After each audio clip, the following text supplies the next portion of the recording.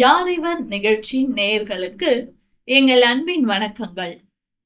நல்ல நண்பன் ஒருவன் கிடைத்தால் வாழ்க்கையின் எந்த பிரச்சனைகளையும் மேற்கொண்டு நம்மால் ஜெயிக்க முடியும். நம்மை உற்சாகப்படுத்துகின்ற, நமக்கு உதவி செய்கின்ற, நம்மை புரிந்து கொள்ளுகின்ற, நமக்காக உயிரையும் கொடுக்கிற ஒரு நண்பனை பெற்றுக்கொள்வது மிகவும் மகிழ்ச்சியானதாக இருக்கும் அல்லவா? அப்படிப்பட்ட ஒரு நண்பரைத்தான் பரிசுத்த வேதாகமத்திலிருந்து உங்களுக்கு அறிமுகம் செய்ய வருகிறார் திரு சைமன் அவர்கள். எங்களது பேரன்புக்கும் மரியாதைக்கும் உரிய உங்கள் அனைவருக்கும் எங்கள் இனிய வாழ்த்துக்களை மகிழ்ச்சியோடு தெரிவித்துக் கொள்கிறோம். நீங்கள் அனைவரும் மகிழ்ச்சியாக இருக்க வேண்டும். எல்லா நன்மைகளையும் ஆண்டவராகிய தேவன் மீது நம்பிக்கை வைப்பதன் வாயிலாக பெற்றுக்கொண்டு சுகமாய் வாழ வேண்டும் என்று பிரார்த்தனை செய்து உங்களுக்கு இந்த வார்த்தைகளை அறிவிப்பதிலே நாங்கள் பேருவகை கொள்ளுகிறோம். சிறு வயது ஒரு ஏறத்தாழ ஒரு 2-2.5 வயதில் இருக்கிற குழந்தைகள் முதல் 80-90 வயது உள்ள முதியவர்கள் வரைக்குமாக எல்லாருக்குமே நண்பர்கள் இருப்பார்கள். ஆண் பெண் வித்தியாசம் இல்லாமல் சிநேகிதர்கள் இருப்பாங்க. இந்த நட்பு அல்லது நண்பர்கள் வாழ்க்கையிலே மிக முக்கியமான இடத்தை பெறுகிறார்கள். ஒரு சில இடங்களிலே எதிர்மறையான விளைவுகள் இருக்கும். அந்த நட்பு அல்லது நண்பர்கள் சில தீமையான காரியங்களை, இழப்புகளை அல்லது கெடுதிகளை செய்து விடுவார்கள். பெரும்பான்மையான நட்புகள் நல்லவைகளாக இருக்கும். 2 பேர் நண்பர்களாக இருப்பார்களானால் ஒருவரை ஒருவர் அதிகமாக அன்பு கூறுவார்கள். ஒருவரை ஒருவர் நேரம் எடுத்து சிரமம் எடுத்து போய் பார்ப்பார்கள், நேராக பார்ப்பார்கள், அதிகமாக பேசுவார்கள். ஒருவருக்கு ஒருவர் நல்ல மதிப்பு மரியாதை கொடுப்பார்கள். வீட்டிலே பெற்றோரும் உடன் பிறந்தோரும் சொல்லாத காரியத்தை கூட நண்பர் சொன்னால் செய்து விடுவார்கள். ஆக நண்பர்களுக்கு நல்ல ஒரு பங்கு இருக்கிறது. அநேகருடைய வாழ்க்கையிலே அந்த நட்பு நல்ல காரியங்களை செய்திருக்கும். உங்களுக்கு யார் நண்பராக இருக்கிறார்கள்?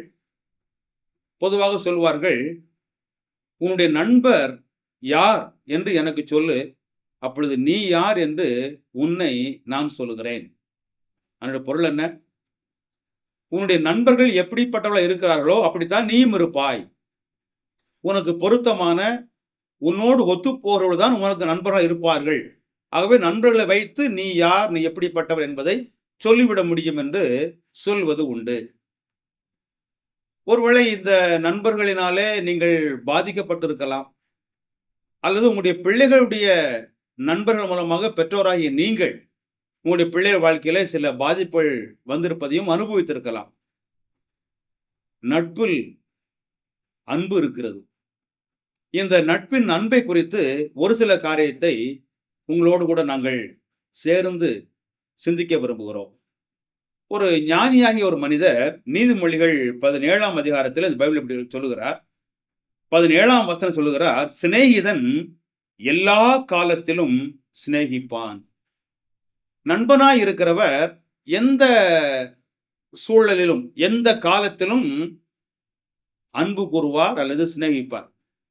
ஒரு நண்பனுக்கு தோல்வி வந்தாலும், ஒரு நண்பனுக்கு வெற்றி கிடைத்தாலும், ஒரு நண்பனுக்கு நல்ல உடல் ஆரோக்கியம் இருந்தாலும், நண்பன் சுகமில்லாமல் உடல் நலம் இல்லாமல் அவர் நோயிற்று படுக்கையில் இருந்தாலும், வசதியாக இருந்தாலும் வசதி இல்லாமல் இருந்தாலும், நண்பனாய் இருக்கிறவர் எக்காலத்திலும் சிநேகிப்பாராம். 18ஆம் அதிகாரம் 24 சொல்கிறார், சிநேகிதர் உள்ளவன் சிநேகம் பாராட்ட வேண்டும். நண்பன் இருப்பாரானால், சிநேகிதிகள் இருப்பார்களானால் அவர்களுக்கு சிநேகம், அந்த நட்பு, அந்த அன்பை பாராட்ட வேண்டும் என்று சொல்கிறார்கள். ஆக நட்பிலே, நண்பர்களிலே அன்பு மிகச்சிறந்த இடத்தை வகிக்கிறது. 2 பேர் நண்பராக இருந்தார்கள், நல்ல நண்பர்கள். அந்த நண்பர்கள் ஒருவருக்கு ஒரு நாள் ஒரு பணம் கிடைத்தது, ஒரு தொகை பணம் கிடைத்த உடனே இந்த நண்பர் சொன்னார், எனக்கு கிடைத்த இந்த பணத்தை வைத்துக்கொண்டு நான் ஒரு கடையை ஆரம்பித்து வியாபாரம் செய்ய போகிறேன். அப்போ அவரது நண்பர் சொன்னார், நானும் வந்து உனக்கு உதவி செய்கிறேன். அப்பொழுது பணத்தை பெற்றுக்கொண்ட இந்த நண்பர் கடையை ஆரம்பித்தார். அவரோடு இருக்கிற சிநேகிதன் இந்த கடையில வந்து இவருக்கு நல்ல உதவி செய்தார். 2 பேரும் கடினமாய் உழைத்தார்கள். நல்ல வியாபாரம் நடந்தது. அதிகமான வருமானம் வந்தது. அதிக பணமெல்லாம், அதிக லாபம், ஆதாயம் வந்தது. 2 பேரும் நண்பராகவே இருக்கிறார்கள். இப்படி நீண்ட நாட்கள் ஓடினதுக்கு பிறகு, அந்த நண்பர், உதவி செய்த நண்பர் கடை வைத்திருந்த நண்பர்கிட்ட தன் விருப்பத்தை சொன்னார். நான் உன்னோடு கூட சேர்ந்து இவ்வளவு நாட்கள் உதவி செய்தேன். நன்றாக வியாபாரம் போகிறது. இனிமேல் எனக்கு பதிலாக என்னைப் போல் உனக்கு உதவி செய்வதற்கு இன்னொருவரை நான் கொண்டு வந்து அவருக்கு பயிற்சி எல்லாம் கொடுத்து பழக்கிவிட்டு, அப்புறம் நான் தனியாய் போய் ஒரு வியாபாரத்தை, ஒரு கடையை ஆரம்பிக்க வேண்டும் என்று விரும்புகிறேன் என்று விருப்பத்தை சொன்னார். அந்த முதல் நண்பர் இதை முழுவதுமாக ஏற்றுக்கொண்டார். சரி, நல்லது என்று சொல்லி அந்த நாள் வந்தது. வேறொருவரை கொண்டு வந்தார். தனக்கு பதிலாக இந்த கடையிலே செய்ய வேண்டிய எல்லா காரியத்தையும் அவருக்கு சொல்லிக் கொடுத்தார். இப்பொழுது அந்த நபர் நன்றாக பயிற்சியாகி விட்டார். இப்பொழுது அவர் சொல்கிறார், நான் போகிறேன். நான் போய் எனக்கு சொந்தமாக கடை வைக்கிறேன். முதல் நண்பர் சொன்னார், நீ சந்தோஷமா நீ போ. ஏதாவது உனக்கு கஷ்டம் இருக்குமானால், உனக்கு ஏதாவது பிரச்சனை இருக்குமானால், என்னிடத்தில் வருவதற்கு நீ தயங்க வேண்டாம். நீ என்னிடத்தில் வரலாம், தைரியமா வா, நம் இரு நண்பர்களாச்சே என்று சொல்லி அவரை அனுப்பிவிட்டார். இவருடைய கடைக்கு பக்கத்து ஊரில் ஒரு வங்கி, ஒரு பேங்க் இருந்தது. அந்த வங்கிக்கு பக்கத்தில் இவர் ஒரு இடத்தை கடையாக பிடித்து அதில் தன்னுடைய கடையை ஆரம்பித்து வியாபாரம் செய்கிறார். சில காலம்தான் போயிற்று. ஆனால் அந்த கடை போல இங்கே வியாபாரம் இல்லை. அது மட்டுமல்ல, ஒரு 5-6 பேர் இவனுக்கு கடனை கொடுத்து இப்பொழுது இவன் கடனாளியாகி மாறிவிட்டான். அவர்கள் கடனை திரும்ப கொடு என்று இவனை அதிகமாக நெருக்குகிறார்கள். ஒரு காலகட்டம் வந்தபொழுது இவனால் எதையும் செய்ய முடியல. அப்பொழுது ஒரு நாள் உட்கார்ந்து எல்லாவற்றையும் யோசித்து பார்த்து இவர்களுக்கு சொன்னான், வருகிற மாதம் 30ஆம் தேதி என்று உங்கள் கடனை எல்லாம் நான் கொடுத்து விடுகிறேன் என்று அவர்களுக்கு வாக்கு கொடுத்து விட்டான். இவன் அமர்ந்து யார் யாருக்கு எவ்வளவு கடன் தொகை கொடுக்க வேண்டும் என்று கணக்கு எழுதி பார்த்தான். பெரிய ஒரு தொகை. இப்படி யோசித்தேன், இவ்வளவு பெரிய தொகையை என் நண்பர்கிட்ட போய் கேட்டால் அது அவனுக்கு வருத்தமாக இருக்கும். ஒருவேளை இதை செய்ய முடியாமல் போய்விட நினைத்து தன் நண்பனுக்கு கடிதம் எழுதினான். நண்பனே, என்னுடைய கடையில இப்படிப்பட்ட சிக்கல்கள் வந்துவிட்டது. நான் கடனாளி ஆகிவிட்டேன். இந்த 30ஆம் தேதி எல்லாருக்கும் பணம் தரு என்று சொல்லிவிட்டேன் என்று சொல்லி யார் யாருக்கு எவ்வளவு கொடுக்க வேண்டும் என்கிற தொகையிலே பாதி தொகையை மட்டும்தான் எழுதினான். இவர்களுக்கெல்லாம் நான் இவ்வளவு பணம் கொடுக்க வேண்டும். ஆகவே நீ எனக்கு உதவி செய்தால் நன்றாயிருக்கும் என்று கடிதத்தை எழுதி அனுப்பிவிட்டு காத்து கொண்டிருக்கிறான். தேதி 28 ஆகிவிட்டது. பணமும் வரவில்லை, கடிதமும் வரவில்லை. தேதி 29 ஆகிவிட்டது. 29ஆம் தேதி இரவிலே இவனுக்கு தூக்கமே இல்லை. விடிந்து விட்டால் எல்லாரும் வருவார்களே. என்னுடைய நண்பனிடத்துல கேட்டேன், அவன் அனுப்பவில்லை. பாதி அனுப்பினாலாவது எல்லாருக்கும் பாதி பாதி பணத்தை கொடுத்து மீதம் உள்ளது எப்படியா சமாளித்துக் கொள்ளலாம், அவர்களுக்கு பதில் சொல்லிவிடலாம் நினைத்திருந்தேன். அந்த நண்பனிடத்திலும் உதவி வரவில்லையே. இரவெல்லாம் தூங்கவில்லை. என்ன பதில் சொல்வது, எப்படி எதிர்கொள்வது என்ற மனக்கலக்கத்திலே அவன் நிரம்பி இருக்கிறான். 30ஆம் தேதி காலையில கதவை தட்டுகிற சத்தம் கேட்டது. இரவெல்லாம் கண் விழிப்பு. கதவை திறந்து பார்த்தா இவனுடைய நண்பர் வந்து வாசல்ல நிற்கிறார். அவள் சொன்னா, நான் உனக்கு கடிதம் எழுதினேன், நீ நேற்று வரைக்கும் வரவில்லையே, இதுதான் என்னுடைய கடைசி நாள். அவர் சொன்னார், இந்த நாளிலே நான் உன்னோடு இருக்க வேண்டும் என்று விரும்பித்தான் வந்தேன். நான் நேற்றே புறப்பட்டு விட்டேன். நீ எனக்கு எழுதின கடிதத்திலே யாருக்கெல்லாம் நீ கடன் கொடுக்க வேண்டும் என்று சொன்னாயோ அவர்கள் எல்லாம் போய் நான் நேரடியாக சந்தித்து விட்டு வந்தேன். ஆமா, நீ சொன்ன தொகை பாதித்தானே, அதை விட 2 மடங்காக நீ செலுத்த வேண்டும் என்று அவர்கள் சொன்னார்களே. அப்படி கேட்டான், என்ன சொன்னார்கள்? ஆம், அவர்கள் சொன்ன உண்மைதான். அதிகமாக உன்னிடத்தில் கேட்டால் உனக்கு கஷ்டமா இருக்குமோ, நீ வருத்தப்படுவா என்று அறிந்துதான் நான் பாதியளவு உன்னிடத்துல கேட்டேன். அப்படி நண்பர் சொன்னாராம், அவ எல்லாரையும் பார்த்தேன். எல்லாரும் சொன்னார்கள். இப்ப ஆவலாய் கேட்கிறார். சரி, நீ என்ன அவளுக்கு பதில் சொன்னாய்? நண்பர் சொன்னார், உனக்கு கடன் பாக்கியை செலுத்த வேண்டும் என்று யாரெல்லாம் உன்னை கட்டாயப்படுத்தினார்களோ, ஒவ்வொருவரையும் தனித்தனியா போய் பார்த்து சொன்னேன். நீங்கள் எதற்கும் கவலைப்பட வேண்டாம். இந்த முழு தொகையையும் என்னுடைய நண்பனுக்கு பதிலாக நான் கொடுத்து விடுகிறேன். அவனுடைய கடைக்கு பக்கத்திலே ஒரு வங்கி, பேங்க் இருக்கிறது. ஒவ்வொரு மாதமும் என்னுடைய கடையில் வரக்கூடிய லாபத்திலே ஒரு பெரும் பகுதியை என் நண்பன் பெயரிலே அந்த வங்கியிலேயே நான் சேமித்து வைத்துக் கொண்டு இருக்கிறேன். அது நண்பனுக்கு தெரியாது. ஆகவே உங்கள் தொகை முழுவதையும் நீங்கள் பெற்றுக்கொள்ளலாம் என்று உன் நண்பர்களுக்கெல்லாம் உத்தரவாதம் அளித்துவிட்டு வந்தேன். இப்பொழுது வந்து விடுவார்கள், அவர்களுக்கு செலுத்தி விடுகிறேன் என்று சொன்னானாம். பாருங்கள், இது எவ்வளவு பெரிய சந்தோஷத்தை அந்த மனிதனுக்கு கொடுத்திருக்கும். இதற்கெல்லாம் காரணம் என்ன? இவன் அவனுக்கு நண்பன், இவன் அவனுக்கு சிநேகிதன். ஆகவே நண்பனுக்கு ஒரு சிக்கல் வரும் பொழுது, ஒரு கஷ்டம் வரும் பொழுது தன்னுடைய இடத்தை விட்டு நேரடியாக வந்து பார்க்கிறார். அந்த நண்பன் எதிர்பாராத நிலையிலே அவனுக்கு கூட கேட்பதற்கு தைரியம் இல்லை. அந்த அளவிற்கு அவனுடைய எல்லா கடனையும், எவ்வளவு பெரிய தொகையா இருந்தாலும் அதையெல்லாம் நான் செலுத்துகிறேன் என்று அவனுக்கு இவர் உறுதியளித்தது மட்டுமல்ல, இவனுடைய பெயர்லேயே பக்கத்து வங்கியில இவனுக்காக இவன் பணத்தை சேமித்து வைத்திருந்தானாம். இதுக்கு என்ன காரணம்? அந்த நட்பிலே அன்பு இருந்தது. நண்பராக இருந்ததுனாலே அந்த நண்பன் மீது அன்பு செலுத்தி அந்த நண்பனுடைய இக்கட்டிலே இவனுக்கு அவன் உதவி செய்கிறான். பைபிள் ஒரு வாசகத்தை இப்படி சொல்லுகிறது.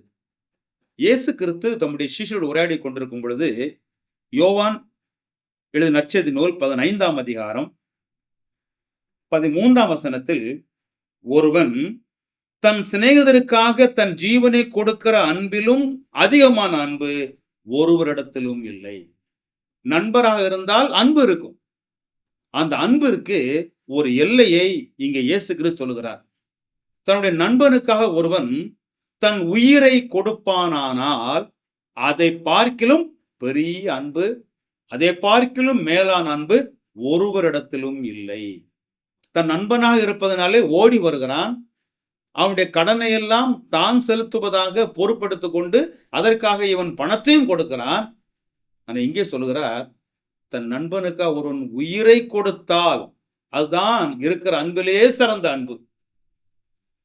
இவன் நாம் கேட்ட இந்த சம்பவத்தில் இந்த காரியம் செய்வதற்கு காரணம் அவன் அன்புள்ளவனாக இருந்தான். இந்த அன்பினுடைய உச்சகட்டத்தை ஒருவருக்காக உயிரை கொடுக்கிறது தான் இருக்கிறது என்று இயேசு கிறிஸ்து சொல்ல நாம் கேட்டோம். பாருங்க, ஒரு மனிதன் தன்னுடைய சக மனிதன் மீது இவ்வளவு அன்பு செலுத்துவானால், நம்ம எல்லாம் படைத்த ஆண்டவர், எல்லா உயிர்களுக்கும் உணவளித்து மூச்சு கொடுத்து எல்லாவற்றையும் காக்கிற ஆண்டவர் எவ்வளவு அன்புள்ளவராக இருப்பார். அன்பை குறித்து யோவான் என்பவர் தன்னுடைய நிருபத்திலே 1 யோவான் 4ஆம் அதிகாரம் 8ஆம் வசனம் இப்படி சொல்கிறார், அன்பில்லாதவன் தேவனை அறியான், தேவன் அன்பாகவே இருக்கிறார். தேவன் அன்பாகவே இருக்கிறார். அப்படி அன்புள்ள ஒரு தேவன் அந்த அன்பு நிமித்தமாக ஒரு நண்பன் ஒரு நண்பனுக்காக செய்தான் என்பது மட்டுமல்ல, அந்த அன்பு நிமித்தம் மக்களை காப்பாற்றுவதற்காக தன்னுடைய குமாரனாகிய இயேசு கிறிஸ்துவை உலகத்தில் அனுப்பினார். இயேசு கிறிஸ்து தேவனுடைய குமாரனாய் இந்த உலகத்தில் வாழும்போது, அன்றைக்கு மத தலைவர்கள், மதத்தில் உள்ள இந்த வேதத்தை எல்லாம் மற்றவர்களுக்கு கற்றுக் கொடுத்தவர்கள் சில மக்களை பாவிகள் என்று ஒதுக்கி இருந்தார்கள். அவரிடத்தில் போய் இவர்கள் பழக மாட்டார்கள், பேச மாட்டார்கள். ஆனால் அப்பேற்பட்ட மக்களிடத்திலே இயேசு கிறிஸ்து போய் பழகினார், அவங்ககிட்ட பேசினார், அவங்களோடு சேர்ந்து உணவருந்தினார். எனவே சொன்னார்கள் இயேசு கிறிஸ்துவை பார்த்து, நீ பாவிகளுக்கு சிநேகிதன், நீ பாவிகளுக்கு நண்பன் என்றெல்லாம் அவருக்கு பெயரை பரியாசமாக சூட்டினார்கள். இயேசு கிறிஸ்து அவருடைய பாவ செயலில் உடன்படவில்லை. ஆனால் இப்படி பாவிகளாக கருதப்பட்ட இந்த மக்கள், ஒதுக்கப்பட்டவர்களை இவர் போய் நேசித்தார், பேசினார், அவர்கள் மீது அன்பு செலுத்தினார். அது மட்டுமல்ல, தேவன் அன்பாகவே இருக்கிறதுனாலே இந்த அன்பின் உச்சக்கட்டத்தை இயேசு கிறிஸ்து சொன்னது போல உயிரையும் கொடுத்தார். ஆனால் நண்பனாக இருக்கிறவர்களுக்கு தன்னை சிநேகித்து தன் மீது அன்பாய் இருந்த மக்களுக்காக அல்ல. இது குறித்து மற்றொரு வேத பகுதியிலே ரோமருக்கு எழுதின நிருபம் 5ஆம் அதிகாரம் 8ஆம் வசனத்திலே, நாம் பாவிகளாய் இருக்கையில் கிறிஸ்து நமக்காக மரித்ததினாலே தேவன் நம்மேல் வைத்த தமது அன்பை விளங்கப்படுகிறார். முன்பு சொல்கிறார், நீதிமானுக்காக ஒருவன் மரிக்கிறது அரிது, நல்லவனுக்காக ஒருவேளை ஒருவன் மரிக்க துணிவான். நண்பனுக்காக ஒருவேளை ஒருவன் தன் உயிரை கொடுக்க துணியலாம், நல்லவனுக்காக மரிக்க துணியலாம். ஆனால் தேவனோ மனுமக்கள் தேவனுக்கு முன்பாக பாவிகளாயிருந்த போது தேவன் விதித்த சட்டங்கள், தேவன் கொடுத்த கட்டளைகளை மனிதன் மீறி படைத்த தேவன் எதை விரும்பினாரோ அதை செய்யாமல், படைத்த தேவன் எதை வெறுத்தாரோ அதை செய்து, தன்னுடைய சிந்தையில் தன் மனதில் அந்த தேவனுக்கு விரோதிகளாக சத்துருக்களாக மனிதன் இருந்தார்கள். அந்த மனிதனில் சிநேகிப்பதற்கும் நட்பு பாராட்டுவதற்கும் எந்த ஒரு தகுதியும் அவனுக்கு இல்லை. ஆனாலும் தேவன் அன்பாக இருந்ததுனாலே அந்த அன்பான தேவன் இயேசு கிறிஸ்து என்கிற திருப்பெயரிலே இந்த பூமியிலே அவர் மனிதனாக தோன்றி மனிதனாக வாழ்ந்து இந்த மனிதர்களுக்காக தன்னுடைய அன்பை வெளிப்படுத்துவதற்காக தன்னுடைய உயிரை கொடுத்தார். சிலுவை மரத்தில் இயேசு கிறிஸ்துவை ஆணிகள் அடித்து துன்புறுத்தினார்கள். இவர் ஒரு பாவம் செய்யவில்லை, இவர் பாவம் செய்யவில்லை, பாவிகளில் அன்பு கூர்ந்தார். அந்த பாவியிடத்திலிருந்து எதையும் எதிர்பார்க்கவில்லை. அவரை காயப்படுத்தி அவரை துன்புறுத்தினார்கள். இரத்தத்தை எல்லாம் அந்த சிலுவையில இயேசு கிறிஸ்து சிந்தினார். தன்னுடைய உயிரை விட்டு அவர் மரித்து அவரை அடக்கம் செய்தார்கள். 3ஆம் நாள் மறுபடியும் உயிர்த்து எழுந்து அநேகருக்கு தம்மை உயிர் உள்ளவர்களாக நிரூபித்து காண்பித்து மறுபடியும் பரமேறி போயிருக்கிறார். பரமேறி போன இயேசு கிறிஸ்து திரும்பவும் இந்த பூமிக்கு வருகிறார். அவர் தம்முடைய அன்பு நிமித்தமாக மனுமக்களுடைய பாவத்திலிருந்து அவர்களுக்கு விடுதலை கொடுத்து தாம் பரமேறி போய் இவர்கள் தம்மோடு இருக்க வேண்டும் என்பதற்காக ஒரு இடத்தை ஆயத்தம் பண்ணி கொண்டிருக்கிறார். அது பரலோக வாழ்வு. அந்த வாழ்விற்கு கொடுக்க வேண்டும் என்பதற்காக தன் உயிரையே கொடுத்தார். நண்பனுக்காக ஒரு நண்பன் பெரிய தியாகத்தை செய்தான். ஆனால் இங்கே கடவுளை விரோதித்த மக்களுக்காக தேவன் அன்பாய் இருந்தபடினாலே அந்த விரோதித்த நிலையிலே அவர்களுக்காக உயிரை கொடுத்து தம்முடைய அன்பு இன்னதென்று வெளிப்படுத்தி காண்பித்தார். இந்த அன்பை இன்றைக்கு உங்களுக்கும் நாங்கள் அறிவிப்பதிலே சந்தோஷம் அடைகிறோம். இந்த அன்பினாலே தேவன் செய்த தியாகத்தை நீங்கள் உள்ளத்திலே நம்பி ஏற்றுக்கொள்வீர்களானால் நீங்கள் அந்த இயேசு கிறிஸ்துவுக்கு நண்பர்களாக முடியும். ஒரு மனிதன் தன் சக மனிதனுக்கு உதவி செய்யும் பொழுது இந்த இயேசு கிறிஸ்து உதவி செய்யாமல் இருப்பாரா? இவர் அன்புள்ள ஒரு தேவன். இந்த அன்பை சொந்தமாக்கி கொள்ள என்ன செய்ய வேண்டும்? கர்த்தராகிய இயேசு கிறிஸ்துவை ஏற்றுக்கொள்ள வேண்டும். மதம் மாறுவதோ, பெயரை மாற்றுவதோ, ஏதோ ஒரு திருச்சபையில போய் தங்களை இணைத்து கொண்டு அதில் உறுப்பினராக சேருவதோ அதுவல்ல முக்கியம். முதலாவது இயேசு கிறிஸ்துவை இந்த அன்பை நினைத்த உள்ளத்திலே ஏற்றுக்கொள்வது. அதற்கப்புறமாக அவருடைய கட்டளை ஞானஸ்நானத்திலே கீழ்ப்படிதல், அவருடைய வேதத்தினுடைய சத்தியங்களுக்கு கீழ்ப்படிதல், ஒரு சபையில இணைந்தவரை தொழுதெல்லாம் அதற்கு பின்னாலே வரக்கூடியது. இந்த வேளையில அந்த அன்பான சிநேகிக்க இயேசு கிறிஸ்துவினுடைய சிநேகத்தை நீங்கள் புரிந்து ஏற்றுக்கொள்ள வேண்டும். அதற்கு தேவன் உங்களுக்கு உதவி செய்ய வேண்டும் என்று மனதார வாழ்த்துகிறோம். ஆமென். நீங்கள் இயேசுவின் அன்பையும் பாவ மன்னிப்பையும் நித்திய ஜீவனையும் பெற்றுக்கொள்ள வேண்டுமானால் அவரே உங்கள் பாவத்திற்காக தேவன் அருளிய பலி என உணர்ந்து விசுவாசத்துடன் அவரை உங்கள் வாழ்க்கையில் ஏற்றுக்கொள்ளுங்கள். இது உங்கள் இருதயத்தின் வாஞ்சியை வெளிப்படுத்துமானால் இந்த விசுவாச ஜெபத்தை இப்பொழுதே ஜெபியுங்கள்.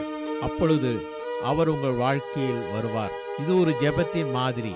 முதலில் நான் சொல்கிறேன். ஆண்டவராகிய இயேசுவே, நீர் எனக்கு தேவை. என் பாவத்திற்காக நீ சிலுவையில் மரித்ததுக்கு நன்றி. என் வாழ்க்கையின் கதவை நான் திறந்து உம்மை என் இரட்சகராகவும் ஆண்டவராகவும் ஏற்றுக்கொள்கிறேன். என் வாழ்க்கையை நீர் ஆட்கொண்டு நான் எப்படிப்பட்டவனாக இருக்க நீர் விரும்புகிறீரோ அப்படியாக என்னை மாற்றும். ஆமேன். இந்த ஜெபம் உங்கள் உள்ளத்தின் விருப்பத்தை வெளிப்படுத்துமானால் இப்பொழுதே நீங்கள் இருக்கும் இடத்தில் இந்த ஜெபத்தை ஜெபியுங்கள்.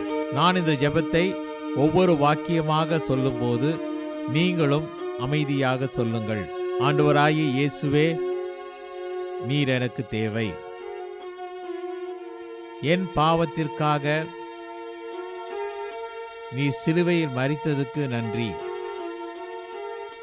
என் வாழ்க்கையின் கதவை நான் திறந்து உம்மை என் இரட்சகராகவும் ஆண்டவராகவும் ஏற்றுக்கொள்கிறேன். என் வாழ்க்கையை நீர் ஆட்கொண்டு நான் எப்படிப்பட்டவனாக இருக்க நீர் விரும்புகிறீரோ அப்படியாக என்னை மாற்றும். ஆமேன். இப்பொழுது நீங்கள் இந்த விசுவாச ஜெபத்தை ஜெபித்துள்ளீர்கள். இயேசு கிறிஸ்துவை உங்கள் வாழ்க்கையில் வரும்படி அழைத்திருக்கிறீர்கள். அவரை வேண்டிக் கொள்ளும்போது அவர் வருவதாக வாக்களித்துள்ளதால் அவர் வாக்களித்தபடியே வந்துள்ளார் என்பதை நிச்சயமாய் அறிந்து கொள்ளுங்கள். மேலும் உங்கள் பாவங்கள் மன்னிக்கப்பட்டது என்றும் நீங்கள் தேவனுடைய பிள்ளையாகி நித்திய ஜீவனை பெற்றுக்கொண்டீர்கள் எனவும் உறுதி கொள்ளுங்கள். இயேசு வாக்களித்த பரிபூரண வாழ்வை நீங்கள் அனுபவிக்க விரும்பினால் தினமும் வேதம் வாசித்து ஜெபிப்பதன் மூலம் அவரோடு தொடர்பு கொள்ளுங்கள். அப்பொழுது உங்கள் வாழ்க்கைக்காக அவர் வைத்துள்ள அற்புதமான திட்டத்தை அறிந்து கொள்ள முடியும். இயேசுவை நேசித்து அவரை பின்பற்றுகிறவரிடம் தொடர்பு கொள்ளுங்கள். இறுதியாக அவருடைய அற்புதமான வாக்குத்தத்தங்களை எப்பொழுதும் நினைவு கூறுங்கள். நான் உன்னை விட்டு விலகுவதுமில்லை, கைவிடுவதுமில்லை. இதோ உலகத்தின் முடிவு பரியந்தம் சகல நாட்களிலும் நான் உங்களுடனே கூட இருக்கிறேன். பிரார்த்தனை செய்வோம். பரலோக பிதாவே, நாங்கள் உமக்கு நன்றி சொல்லுகிறோம். மனிதர்கள் அனைவரும் தங்களுடைய மனதிலே தீமையான எண்ணம் கொண்டவர்களாக, தீமையான செயல் கொண்ட பாவிகளாக இருக்கும் பொழுது அன்பாகவே இருக்கிற தேவன் அந்த அன்பு நிமித்தம் கர்த்தராகிய இயேசு கிறிஸ்து மூலமாய் அவருடைய பாவங்களை நீக்குவதற்காக சிலுவையிலே அவரை பலியாக கொடுத்தார். அவர் மரித்தார், அடக்கம் பண்ணப்பட்டு உயிர் தெழுந்தார். அந்த அன்பினுடைய எல்லையை காண்பித்தார். மனிதர் அன்பு மாறி போகும், ஆனால் தேவன் அன்பு மாறாது. அந்த அன்பின் தேவனானவர் தமது அன்பை சிலுவையின் மூலமாய் வெளிப்படுத்தி காண்பித்ததை அனைவரும் புரிந்து கொள்வதற்கு நீ உதவி செய்யும். அந்த அன்பான தேவன் மறுபடியும் வரப்போகிறார். தம்மை விசுவாசித்த பிள்ளைகளை தம்மோடு சேர்த்துக் கொள்ளப் போகிறார் என்கிற அன்பான செய்தியை ஏற்றுக்கொள்ள உதவி செய்யும். அவர் மீது நம்பிக்கை கொண்டு அந்த அன்பின் ஆண்டவருடைய எல்லா நன்மைகளையும் ஆசீர்வாதங்களையும் பெற்று சந்தோஷமாய் வாழ ஒருவருக்கும் நீர் உதவி அருள வேண்டும் என்று கர்த்தராகிய இயேசு கிறிஸ்து நாமத்திலே வேண்டிக் கொள்வோம் நல்ல பிதாவே. ஆமென்.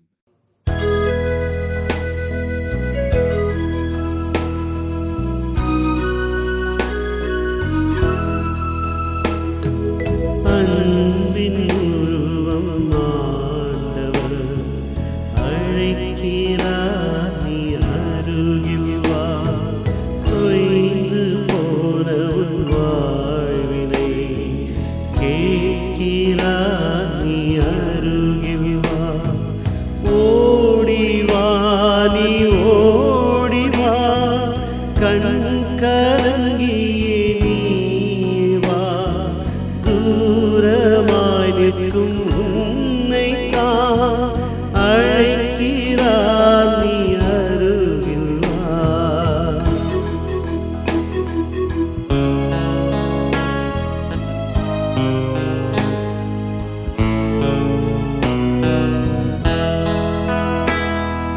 மனிதர் பலரை நம்பினாய், பல முறை தடுமாறினாய்.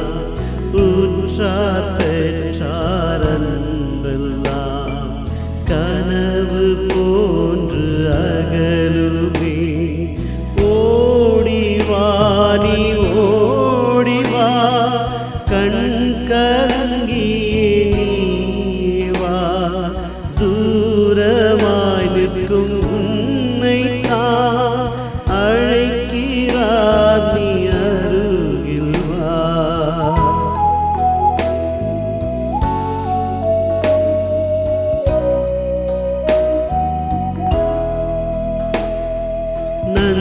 நண்பர் பலரும் இருப்பினும் நாடும் அன்பை பெற்றாயோ. செல்வம் எல்லாம் மாயையே, உலகம் காணல் நீராமே. ஓடிவா நீ ஓடிவா, கண் கலங்கியே நீயே வா. தூரமாய் நிற்கும் உன்னைத்தான் அழைக்கிறார், நீ அருகில் வா.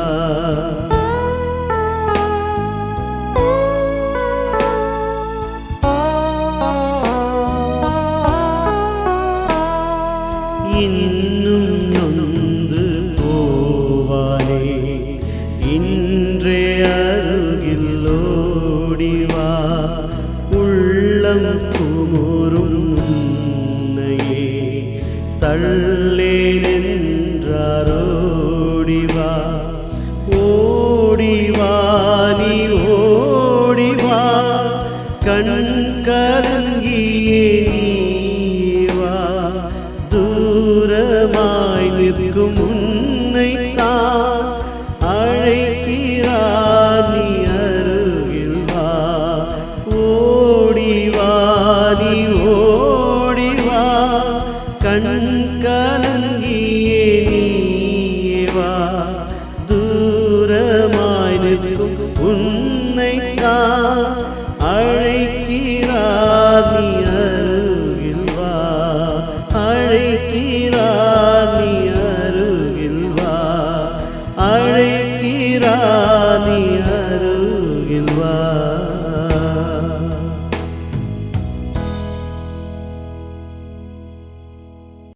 நேயர்களே, நல்ல நண்பன் நம்முடைய உண்மையான நிலையை புரிந்து கொள்வார் என்றும் தக்க சமயத்திலே வந்து உதவி செய்து நம்மை காப்பார் என்றும் இப்போது கேட்டிருக்கிறீர்கள்.